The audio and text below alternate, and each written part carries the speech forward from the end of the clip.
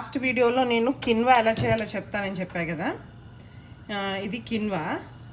నేను rice cooker కప్పుతో 1.5 cup quinoa తీసుకున్నాను అనమాట. 1.5 కప్కి సేమ్ మన రైస్ లాగే 1.5 కప్కి 3 కప్స్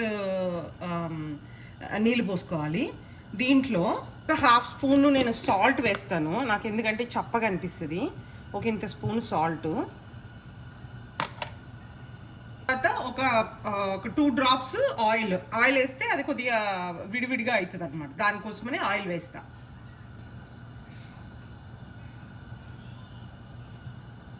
అంతే.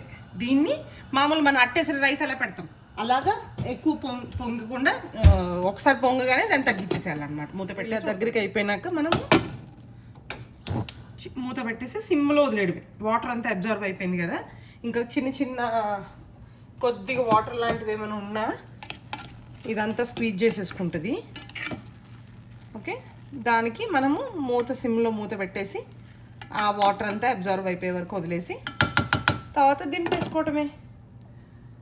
ఇది రైస్ సబ్స్టిట్యూట్ లాగా వాడుకోవచ్చు దీన్ని, కిన్వాని వైట్ రైస్ తిన్నప్పుడు.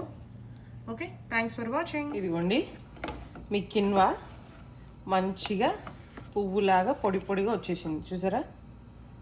చిన్నది అతుక్కున్నట్టుంది, బట్ ఇంతే అండి.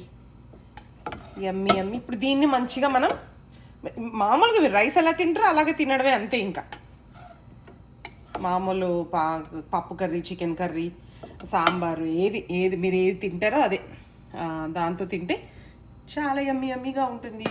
Try with your family. Thank you.